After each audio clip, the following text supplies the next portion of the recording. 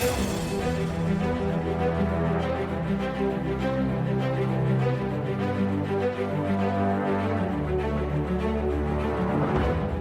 this episode of the pod, we are all about innovation.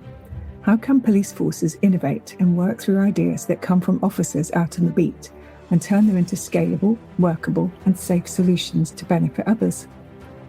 Innovation suggests lots of money, an agile approach and something akin to a startup. But we know that in the emergency services, this isn't the way it works.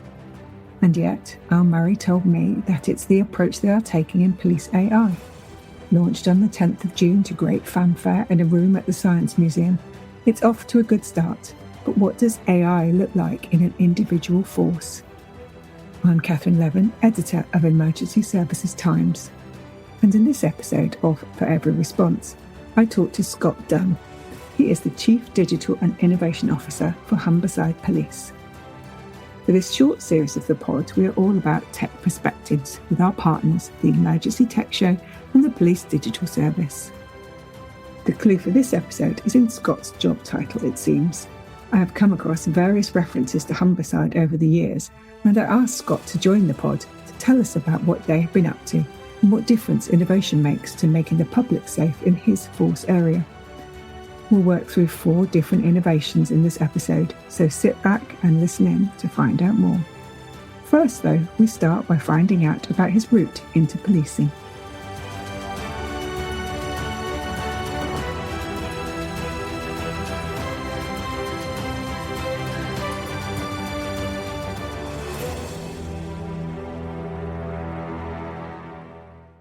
Been here at Humberside Police, probably about 4 years now. Prior to that, I was the head of IT for the joint service between Humberside and South Yorkshire Police. Been in policing probably about 16 years now, but I have spent 35 years in criminal justice, where I started in prisons, then went probation, immigration, courts, and now found myself at the opposite end of that journey. So you've really gone through the whole ecosystem. I've been through the entire crime, criminal justice, policing, the whole lot, which is quite unusual, I think. What do you think that does in terms of helping you understand how policing works? I definitely think that it kind of gives you the overall picture of what's happening to it after policing have dealt with it. And ultimately, I do think it does probably help, albeit I would have to say all the systems are completely different and don't really talk to each other very well. That is a constant refrain in every conversation that I have with people around IT, tech, across the emergency services, is the systems don't talk to each other. We have all different standards. We hate data sharing. It's too hard, GDPR, and it's all this whole mishmash of problems. So we're going to talk today about innovation, which I think is really important, because hopefully some of that innovation will help to deal with some of those, we'll call them challenges rather than problems, perhaps. But in Humberside, you're quite innovative, which is one of the reasons I wanted to talk to you today. So what is it about Humberside that encourages innovation when it comes to technology? What's your secret sauce? So I would definitely say that there is no silver bullet to this. It's a combination of many factors. Right from I now have a chief constable in Chris Todd, who one of his national portfolios is data and analytics. He gets data, so he is on board with a lot of the things that we're trying to achieve. I definitely think also that here at Humberside, we don't start with the technology. We start with the problem, and then we look at technologies or innovations that are going to help us solve those problems. So it's very much driven by our business, as opposed to sometimes traditionally it was, there's something nice and shiny, let's buy that and let's see where we can use it. Here we actually start with a problem. I also think that it really helps that we have a kind of culture within our department and in Humberside that failure isn't always bad. Failure can be very good, provided you learn from that failure. We can't innovate without failure. And I think that the last thing, we are a fairly small team. Everybody on the team is trying to do the right thing. are in this space for the right reasons. It's interesting you mentioned that. I interviewed Al Murray before the launch of Police AI a couple of weeks ago, and he talked very much about that failure. It's just, it happens. And he also talked about them feeling more like a startup. Do you feel a bit startup-y sometimes if you've got that kind of approach, which is, we're problem-led, you've got a chief who gets the data, and presumably you've got some cash in order to pay for some of this. So does that enable you to be a bit more kind of agile? It does, but I think what you have to be very clear from the start and set where is my failure criteria. Now, a lot of projects revolve around success criteria, but I like to start with how am I going to identify when this is going wrong so that we can stop it earlier and maybe not waste. You say we might have some money. We are very, very short on money, let's say. The finance is a struggle. So we have to be innovative in that space as well about how we get financing and how we make the best of our finance. But we're told that policing has a lot of money for IT. So I keep hearing the number 2 billion bandied around, which I can't get my head around at all. That's such a lot of money. It's presumably a some of it's massive from amount of money. Humberside. Yeah, but I operate on a very meagre budget. And in fact, I mean, over the last kind of 2.5 years, I've brought in somewhere in the region of £2.5 million of external funding to help me achieve some of the things I'm doing. Nice. Let's come on to that. Before we do, I'm interested that you talked about Chris Todd earlier, who's your chief and has this national role within the National Police Chiefs Council. I wondered if there's something about his attitude to risk. So you talked there about the criteria for failure, but a lot of that will be bound up in what's your appetite for risk. So how does that come into your conversations when you're thinking about innovation? So I definitely have, and Chris is obviously the head chief constable, but I think we have a chief officer group that is much more accepting of a bit more risk than traditionally I have been used to, which absolutely helps because they are prepared to try that little bit extra, go that extra mile just to try and achieve things, and be open to really some crazy ideas that we might come out with, which I've got to say in years gone by has not always been the case. Policing as a whole is very, very risk averse. And unless you can prove it's going to be a success, nobody really wants to try that. But I think here at Humberside, we're changing that mold. So you use this amazing phrase, crazy ideas. I don't think I've ever heard that phrase in policing before. So does that mean, where do they come from? Do they come from you in your office? Do they come from the officer on the beat? Where do the ideas come from that end up with the innovation? An absolute mix. Some of them they come out of our department here, but a lot of them do actually come from the front line or from the people that have the challenge and doing the job on a day-to-day basis. I'm a big fan that we have to cast our net quite wide to get more ideas. I have one brain. I can think of some crazy things, but actually the more people you involve in the problem solving and the solutionizing, the better the ideas tend to be. And some of them can be really, really off the wall, but there's usually a nugget in that. And I think that's really interesting, isn't it? Because those officers now are coming in relatively young. We've got a workforce. I think there's something along the lines you told me before, 62% of your officers have less than 5 years service. Yes, and many of them will be coming in with modern ideas about their phone and what the capability is and that their lives revolve around this technology. Yep. So my first question to you around innovation in Humberside is around what are you doing with technology to equip those officers with knowledge to do the job, because they don't have years of experience. They don't have vast amounts of people to refer to because, they're not always going to be available. So what are you doing to give them the tools to do the job using technology that they're used to? So you're absolutely right. Approximately 62% of our officers have less than 5 years service. And traditionally, with young in-service officers, what they would do is they would rely on their sergeant, they would rely on their mentor. We are now finding that sergeant, in some cases, has less than 5 years service. That mentor may just have finished their own mentoring period, so they don't have wealth of experience. So what we've been looking at through a number of different things, but one of the main ones that we did a pilot on was a project called Project Moriarty, which was looking at trying to give the officer that wealth of experience into the handheld device. And that relied on seeking out all the APP information, all the legislation, and putting it into one place with some AI technology over the top that had natural language processing. So the officer could just ask it a question and it would then come back with the right answer. And it was very key that it had to be the right answer. Hence, we used APP information, legislation. What that has actually done, I mean, when we were kind of looking into the problem itself, the officer kind of knew the basics. So if you asked them about the golden hour principles, they would be able to name what they are. But you tried to dig down that one level below that and said, okay, what does it mean to preserve a scene and be a scene guard?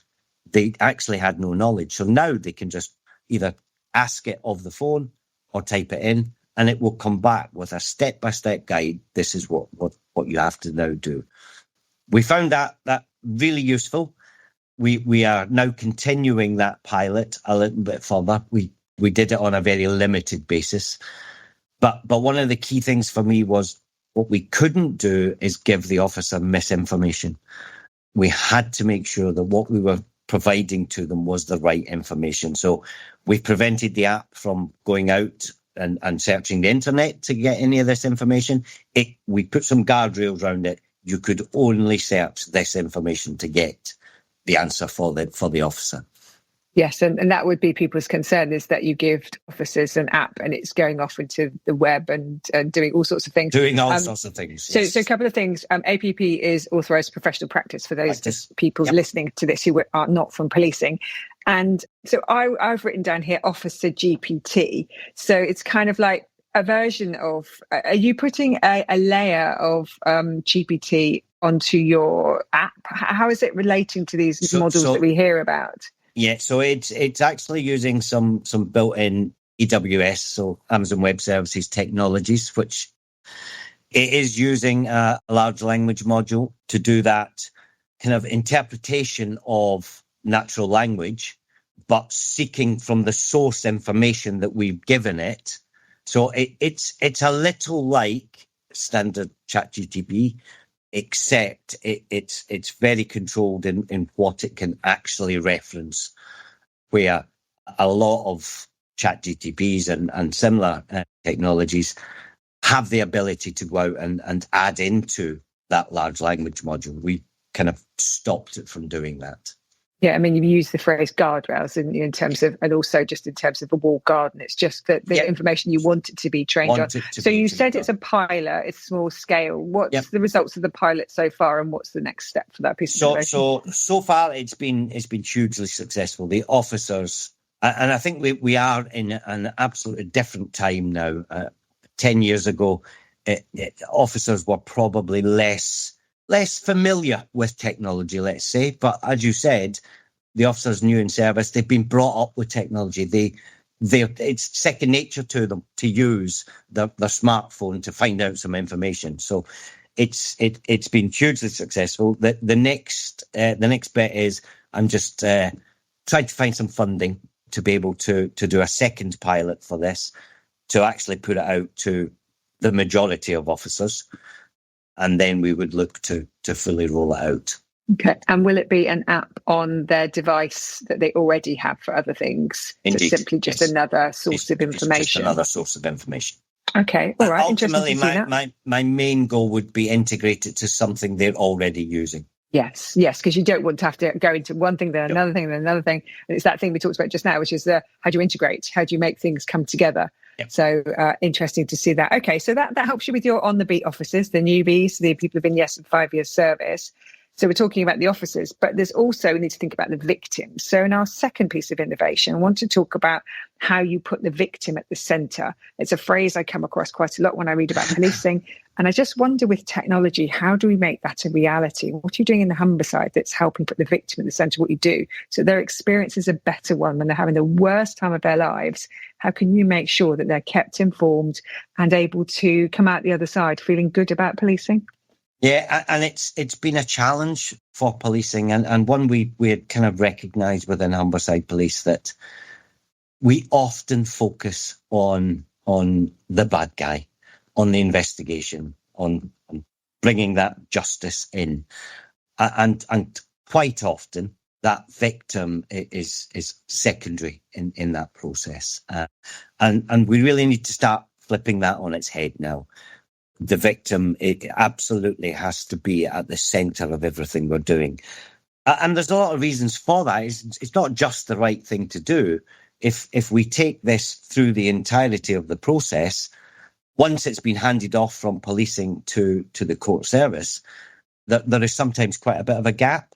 And if that victim feels that nobody's listening to them at that point, they're being ignored, quite often that victim will then disengage, and actually you risk losing your prosecution at that point. There's a wealth of expense at that point in bringing that to trial, which quite frankly can be lost. So here at Humberside, it's one of our strategic goals to be victim focused. And we started a journey a few years ago, really looking at how can we improve that contact to the victim, but also not to make it complex for the officer in the case. So we started looking at what we termed victim journey.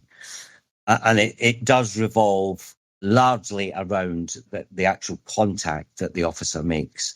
So we started off by automating a lot of messages. So as the case and the investigation progresses, we trigger automatic updates out to that victim to say, the very first ones they get is that's your crime reference number. This is the officer that will look after your case. This is the contact number and email address of the officer. So there's a bit of context. There's somebody named that's looking at your case. It then kind of progresses as the investigation does. Key points through that, we will send a message back to the victim to say, this is your latest update. Now, that was great. It was a huge step forward, but I always felt that sometimes that's a little bit kind of clinical. There's not a lot you can put in that message to say, this is it, what's happening with your case. It would be much better if there could be an interaction there. So we worked with the national team to look at how could a national portal start to work. So we did the first trial of this, which was really designed to be built in Humberside, but actually scale it to a national level later on. So it was connected to Single Online Home, and this was the My Police portal, which was two-way communication. So when you're a victim of crime in Humberside, you're invited to join our portal. So we send you a link and you sign up to receive the service.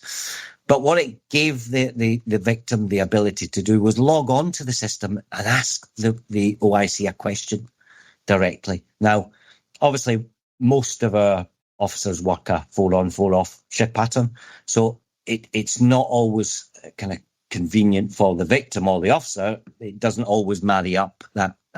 But the message basically comes in and will wait there for the officer when they're next on shift. And it just drops straight into the RMS that they're used to working on. So there's no additional software for our officer to use. It just drops directly into their workflow for them to then provide an update to their victim. And that usability point that you made earlier with the officer on the beat having an app on their phone and integrating with other things, it's the same principle here. Same principle. It's not about adding something new. You use the acronym RMS, so Management System? Records Management System. Records Mechanism. Can you just explain what that is briefly for people who don't know what that is? For people that don't know, It's one of two core systems that policing uses. So it tracks all the way from an individual coming into custody, all the way through an investigation. It builds the case file, which is ultimately sent on to CPS for a decision, and then handles it through, after the decision, through into witness care, where it's then handed off. So it's the vast majority of a police officer's workload is handled on the RMS. Right. Okay. Thank you for that clarification. So if people are able now to get this access to My Police portal and have a login and ask the questions, they are suffering also with the shift system. So they might get a delay. So that's probably not satisfactory. Have you had any feedback about that in terms of, well, it's been 4 days, I've not heard? If this was, John Lewis, you wouldn't be waiting 4 days. So how do you compensate for the shift system? I have to be honest, we haven't ever had a complaint yet. I think victims are relatively happy because they're now getting updates. I mean, they were getting updates in the past. I don't want to make it sound as if they never got an update. They did, but they would have to wait on the officer being on shift, and they would then make a telephone call. And it might not have been convenient for the victim to pick up at that time. So there may be 3 or 4, 5, 6, 7 days goes past and there's nothing. So I've actually found that victims have been really grateful for the service we're now providing. So it's like baby steps, isn't it? It's a little step forward and getting a phone call. Yes. We kind of measure the kind of victim satisfaction through every communication we make. We ask 2 or 3 questions at the end of that through email. And from the responses we receive, it's largely very positive. If all of that's going into a national system, is there any work going on at the NPCC level to look at the way that the interactions are working again, to give a sense of what victim experience improvements are being made nationally? Do you know if there's any work being done there? I believe Single Online Home are conducting this now that we have got many more forces joining the national My Police portal. So I believe that's a bit of work they are currently working on. I think that could be really interesting to get a sense of trends and behaviours and language, and just it could be very, very rich because it's all free text. It's ideal for an AI to go over it and do things with it. So that sounds like really interesting for the future. So we're talking about people there who perhaps have come in through 999, but also people coming to you through the non-emergency number 101. And I know that you're using chatbots on your website. So for the third innovation for our conversation, can you tell me about Bobby, your AI agent, and how that's helping you manage demand? Yep. I mean, as you say, I'm a big believer we should provide choice. Not every channel that we provide is everybody's favourite choice. And traditionally, like all forces, telephony is our primary channel. But as you said, we've recently, just around 6 months ago, we went into a partnership with Thames Valley Police, Hampshire and the Isle of Wight. And we co-created a agentic AI bot, which sits on our external websites. There was a few things we were trying to solve with this. I mean, predominantly from a Humberside point of view, we were only providing a kind of chat service to the public 4 hours a day, which is rather restrictive. So when we looked at this was going to allow us, Bobby would allow us to provide a service 24/7, still with some safeguards, and I'll explain that a little bit later, but it was key to me that we still had some safeguards, that if somebody was contacting us through Bobby, that if we picked up some form of safeguarding issue or this actually might be a threat or whatever, that we would drop this back to a human and the bot would hand it off. That was really, really important. But using some of these new technology stacks, I mean, we found we had created Bobby within 4 days, which was, that is unprecedented within policing. Normally, a policing project will take months and months, if not years. This literally, we had this created within within 4 days. And we then spent the next probably 6 or 7 weeks testing this and really stress testing to make sure really important, isn't it? Yeah, was the testing. robust. 4 days, that's astonishing. So was it off-the-shelf stuff? It suggests that it's taken out of the box and you're just adapting it to police. We've adapted, and again, we've put some really strict guardrails around this, where we've uploaded all of our advice and guidance documents into the bot to ensure that is all it can reference. So it's used at the moment to basically handle queries, questions that the public may have. Things like, my next door neighbour's dog barks 24/7. How can I deal with that? And just, general queries that the public may have. Now, when did you introduce that? So about 6 months ago now. We have found it to be hugely successful. So we're now able to provide a service 24 hours a day, 7 days a week. We don't have to pay the bot. It's not taking a salary. It doesn't take holidays. It's never sick. So it's proved to be really quite a hit with the public. You say it's quite a hit with the public. How are you finding out what they think of it? Are you doing any evaluation or asking them sort of customer satisfaction, if you can do that in policing? Yeah, we are. As we're just coming to the end of the first 6 months, we've got some business analysts looking at that data at the moment to see. But I mean, off the top of my head, it's able to answer about 86% of all questions put to it. Without the need for a human being involved in that contact. So we need to do a bit more on the satisfaction side, but we often see through the transcripts, people actually, as if it was a human, thanking the bot for providing the information that they've asked for. Yeah, they do have a tendency to anthropomorphize, don't they? Sort of give it, make it seem a bit human. I must admit, when I interact with AI, I do tend to say please and thank you. You're very polite. Excellent. It's interesting because you've given it a human name. You've called it Bobby. And obviously that makes sense because of the policing reference. I wonder, in terms of that 6 months of data that you're producing, that's another rich source of understanding human behaviour, about trends in terms of how people are dealing with things in your area. So in Humberside, what does Humberside look like in the last 6 months in non-emergency? What will you do with all of that data to help improve the services that you provide to the public? Absolutely study that and see what insights we can gain from it. I mean, I can't even begin to try and guess what we will learn from it. But I am absolutely convinced that there will be some great insights out of that data. And the officers who would normally have answered those calls as 101 in your call centre, the calls that they are picking up, are they noticing that they're more intense, detailed? What is the sort of 14% that's going over to them? What does that look like? So quite often it will get transferred over because they have triggered a word that we have programmed into it to make sure. But I think the vast majority of them that go over, it was probably a misunderstanding on the bot's part. It interpreted what was asked of it slightly incorrectly.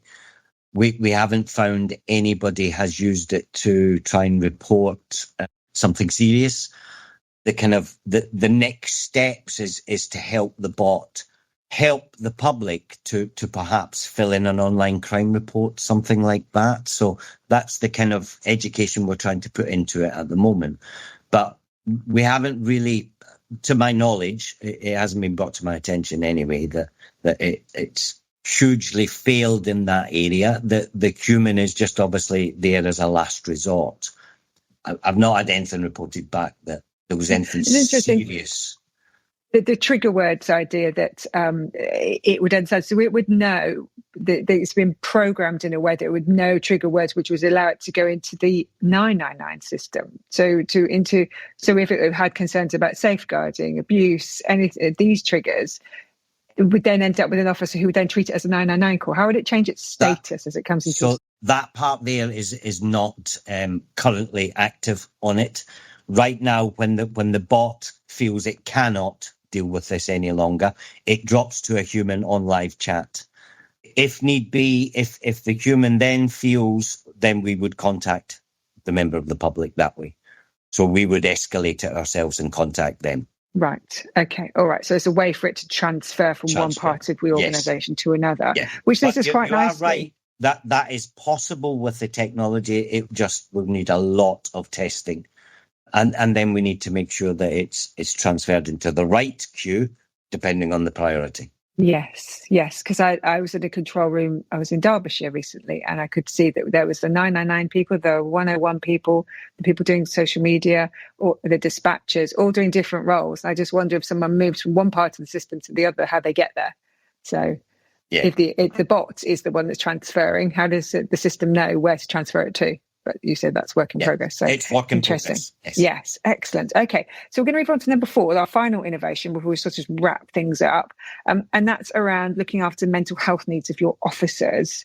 Now, we know that it's a stressful job being a police officer, whether you're out in the street, whether you're in the control room, however you're interacting, and that we need to look after our staff. So are you doing anything in that mental health space to predict how somebody may need help, perhaps even before they know they need it? You talked to me in our briefing about something called Officer 360. I wonder if you could just explore a little bit that with me before we move on to the final part of our conversation today.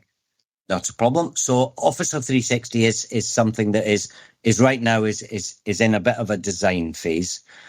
Our idea is right now we have all the right bits of information. Okay, so we know what people's shift patterns are. We know what training somebody has had. We know what jobs an individual has been sent to. What we can't see is that in a single pane of glass. So all that information is contained in numerous different systems. And the idea around Officer 360, which I'll be clear is not just about officers. We need to find a new name, but it's about all of our staff in their entirety. It's about bringing all that information together to try and look at patterns and predict when somebody may start to suffer from kind of mental health issues. It absolutely should be possible to do this. But in policing right now, we have a tendency to wait until somebody puts their hand up. I think actually at that point, we're probably too late.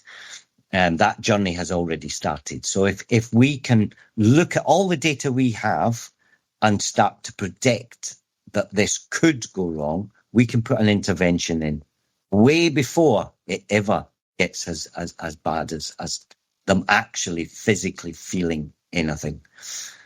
You talked about people putting their hands up, but often people don't put their hands up at all. And then you get crisis as sort of an acute situation. Yeah. Do you think with Officer 360, it'll mean that even if you get to that acute phase, at least there's some way of understanding how they got there because you're gathering all the data? Yeah. So not only looking after the kind of mental health challenges that can arise through the nature of this profession, we often see misconduct issues, which are a direct result of possibly what the organisation has put somebody through. So I think that not only can we try and predict that mental health issues may arise, but misconduct issues may arise as well. And if we can stop all of that from ever becoming an issue, we will give less work to certain departments within police forces. Yes, and I wonder if something like the Police Federation would be interested. So you're talking to the reps about how locally, you can introduce this? Locally, we've been talking. What are they telling you? They are right behind this. They think this is a fantastic idea. I'm kind of discussing with them about kind of lines of funding, if there's any national funding that they're aware of that I can look to perhaps tap into.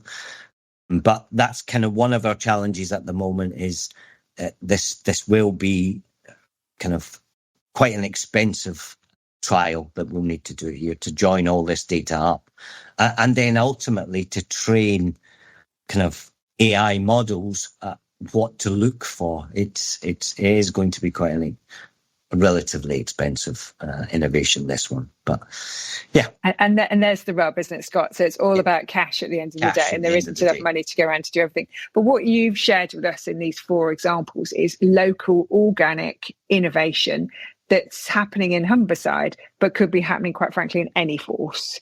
So I wonder, the natural sort of next question, and to sort of wrap this up really, is how do we take all of this innovation at this very organic level, scale it up, and apply them funding, governance and assurance, and all the things you need to do with things as they get bigger, so that the force down the road doesn't start doing what you've been doing and then just repeat it all over again? What processes are in place to stop that duplication and to get the efficiencies that certainly the inspector would want to see? Yeah, I'm absolutely not a fan of the traditional, we do things 43 different ways. And there are a number of things in place nowadays through regional innovation hubs now set up by by Professor Taylor. They kind of go right round the country, and we every force now has innovation leads. I'm Humberside's innovation lead, so we meet regularly in our region where we discuss the kind of things we're doing. I'm also a huge believer in, we don't try and do anything here in Humberside that would be just Humberside. We try and do it with a view that this should be able to scale to a national. If every or any other force that is interested in following that path, that they should be able to pick it up and implement it in with them. So I'm a big believer that we should really do it once and do it properly. And that makes sense. But what we're starting to see is the need to think about structures, though. So if we've got 43 forces, as you mentioned just there, the work that Bernard Hogan-Howe is doing to look at, well, actually, should this be smaller? Could it be a dozen? 12 seems to be a number I hear quite a lot. Do you think that by having smaller number of forces that are bigger, that the innovation you describe will find a better environment in which to thrive? I think ultimately it will. I mean, there are some challenges. The kind of the main challenge that I see, you can very easily redraw a boundary and say this is now your police force, and have one chief constable that is responsible for what was traditionally a number of other forces. And operationally, I think that could work. What I think we maybe need to give a little bit more thought to is how the data between all those previous forces all comes together into one single. Because if your officers are out having to search multiple different systems to get the answers that they're looking for, it's going to be time consuming. It's not going to be a great experience for the cop. So for me, interoperability is the thing that will absolutely make this a success.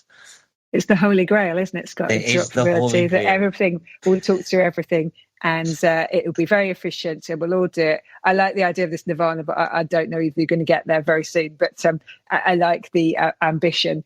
I'm just conscious that we have come to time. Just a couple of points. One is that obviously there's the National Police Service, so the central sort of focus on things, PDS, Police Digital Service, going into part of that.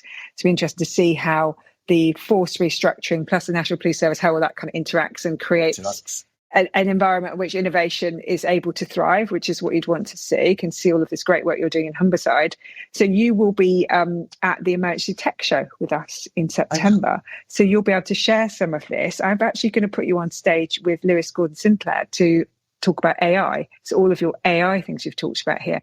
So I think that'll be fascinating to get a kind of Humberside national view AI, lots and lots of work going on. So great for people to come and listen to you there.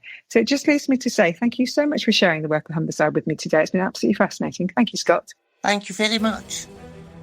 Scott and I had a good chat before the recording of this episode to work through what innovation looked like in a way that's understandable.